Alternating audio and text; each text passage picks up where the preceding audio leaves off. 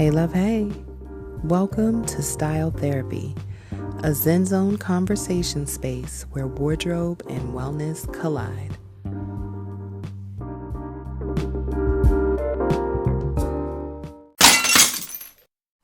So I saw this TikTok video where this girl was basically saying that our parents' ceiling is our floor.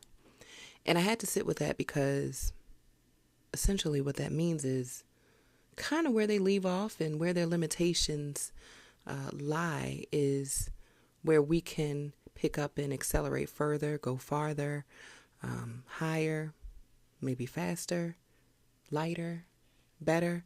But nonetheless, we, because of our parents, are equipped with a little bit of an advantage, privilege, if you will, as we go throughout life, whether it's looking at their experiences and recognizing that we want ours to be different, or if your parents were the model and you want to kind of cut, copy, and paste and apply what they've taught in full to your life. But nonetheless, our parents are a vessel for us to arrive to this plane. And I do put stock in there being a level of privilege to our existence through their teachings.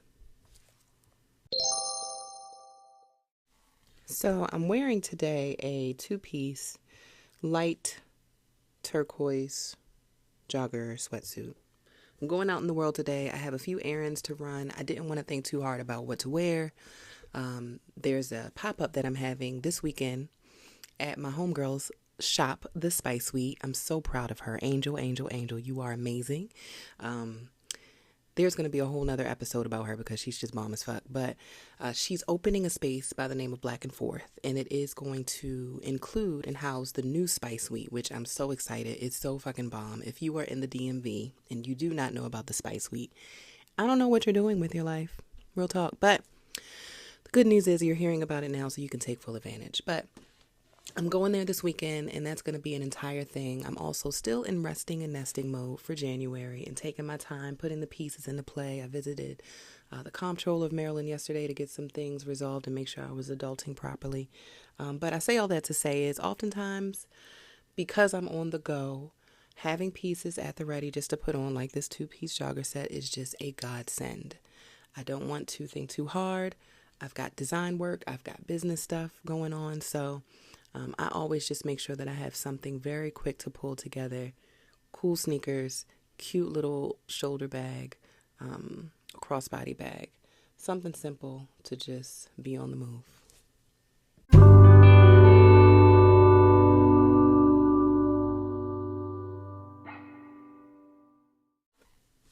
And of course, it's time to get a little stoned. So I'm not technically wearing this bracelet today, but I really have been feeling this stone in my spirit. I actually have like a little dish that's sitting right in front of me that sometimes I'll rest little items in. But Septarian is a stone that's great for grounding, growth, motivation, knowledge, inspiration, and peace of mind. The base chakra is the chakra that Septarian aids the most. And Septarian allows for better tolerance and patience, as well as emotional flexibility. Septarian can also give balance to your body, mind, and spirit. And when you look at Septarian, it kind of gives you a Jasper vibe. So that's why I really love to explore and share with y'all about the different stones. My hope is that you're going to the Googles and looking them up in the pictures just to get a feel for what they look like as I share. But, of course, you can always visit www.newvintagebysam.com to build your own healing hardware piece if you have specific stones that speak to your spirit. So I was inspired to pretty much have this conversation, I guess, with myself, because that's what the fuck a podcast is, basically, right? Until my folks come on the show, and then we're going to have a time. We are going to have a time when they come on site. It's going to be a fun time. But until then, here we are having these conversations, and essentially it stems from my introspective thinking. Right now, I'm in a season in my family of not really raising my parents, but it's that it's a space of my parents are older,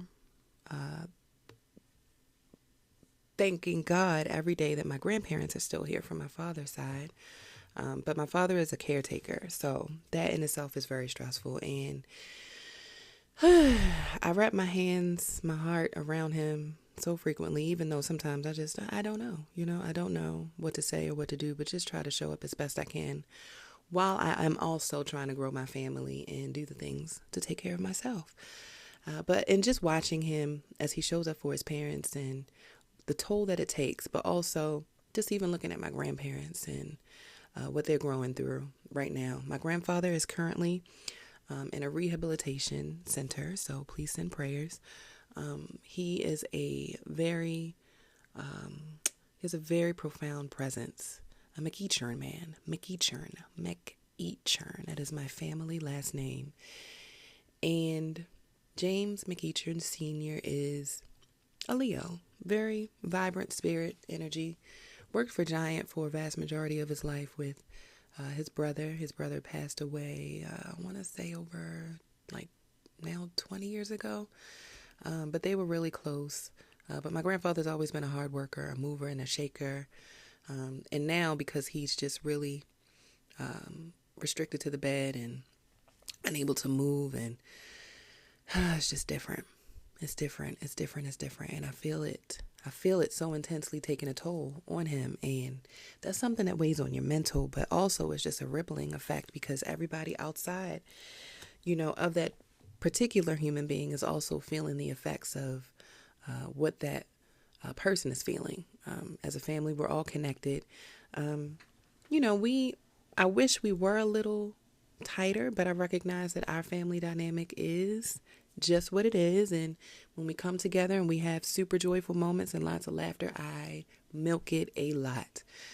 Because unfortunately, it's not something that happens as frequently as I would like, but it is something that I am working on moving toward, recognizing my position in the family. And one day I'll be a matriarch. So just trying to give some thought to how to nurture my family, but also bridge some gaps between the generations, because I think oftentimes the elders feel forgotten about because the younger kids are out living their lives. But there's some part of me that knows well, at some point the elders were adults that were living their lives and the kids were kids, really small kids.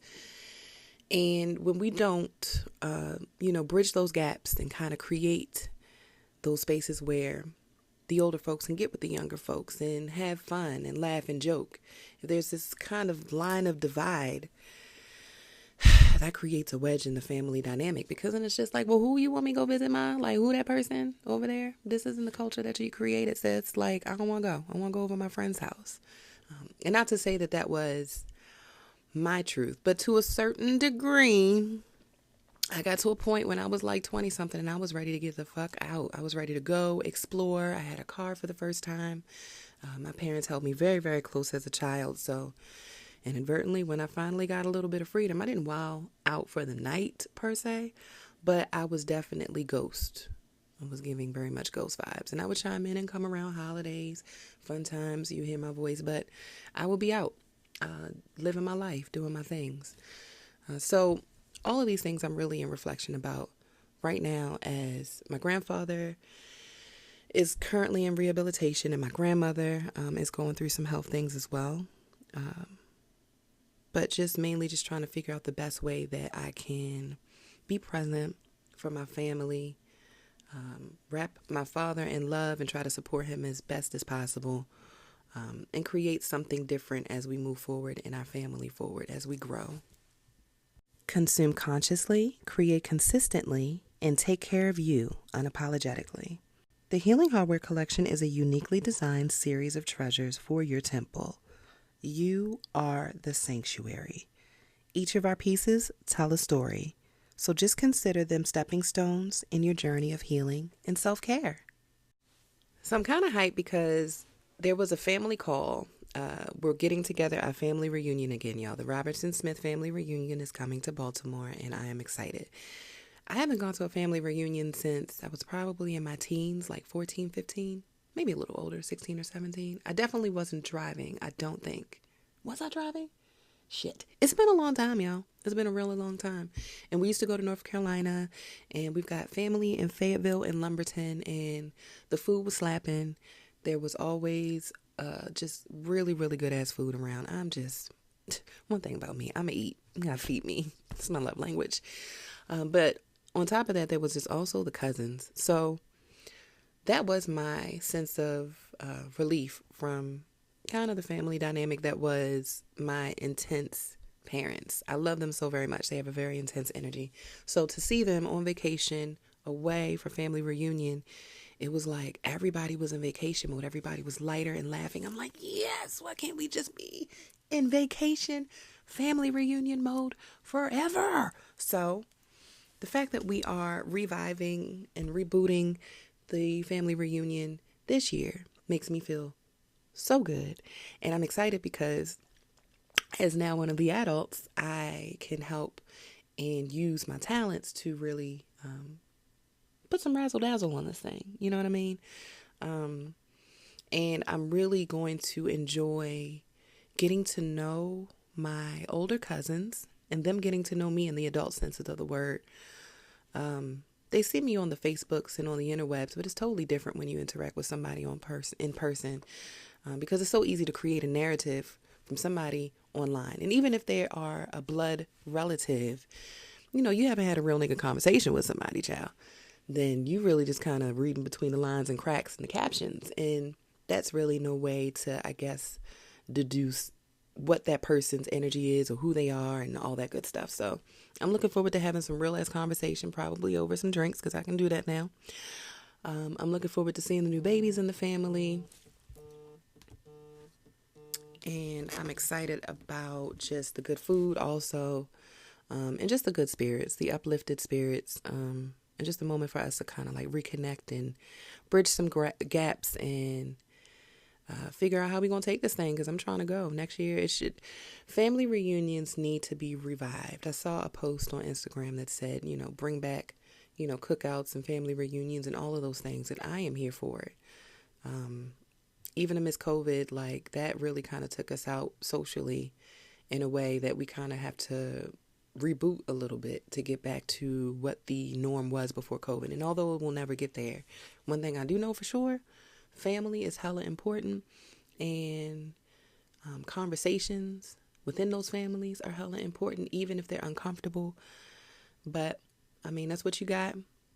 And even if someone listening to this, if you are not tight with your family, you can always create your own family, and that's a beautiful thing. But growing pains are a motherfucker, and if you are currently going through them or have some family things on your heart, just know that I'm sending some big love your way and big prayers from Baltimore, because we're all human beings and we're just trying to figure out how the best way to live and go from day to day. So take care of yourself. Be easy, and do something fun. And call a family member. Call a family member that you've been thinking about and maybe you haven't talked to. Or call a family member that you need to have a conversation with. But tomorrow's not guaranteed, so love on your folks today. Peace. I wanted to share this with y'all because y'all my people. I hosted my first creative retreat, and when I tell you, it was the bomb diggity.com. I know that is not cool to say, but I will be a geek for the sake of letting y'all know how amazing it was. So I hope that you will do the same thing. Get some friends together. Like, this world is not meant for us to do all of the things alone, and even processing things just in your mind it can be the devil. It can be the devil, because let me tell you something about those deep, deep, dark voices. They be talking all kinds of trash. So it helps to get around some folks that love you, that care for you, also understand what it is that you're building and or want to build. And or if this is something relatively new to you, just find some folks that you feel safe dreaming around. We all deserve to have a tribe that we can rest in. So I am encouraging you to attract yours by just being open to the idea. Put it out there into the world, into the universe. I was a little bit scared. I was a little nervous, and being vulnerable it can be a little tough, but I promise you it is a beautiful thing. It is really a beautiful thing. And who knows, like your folks and your tribe, the people that you attract may be able to help you. So I encourage you. That is your call to action, to be open to attract some folks that you can process with and build with and dream with.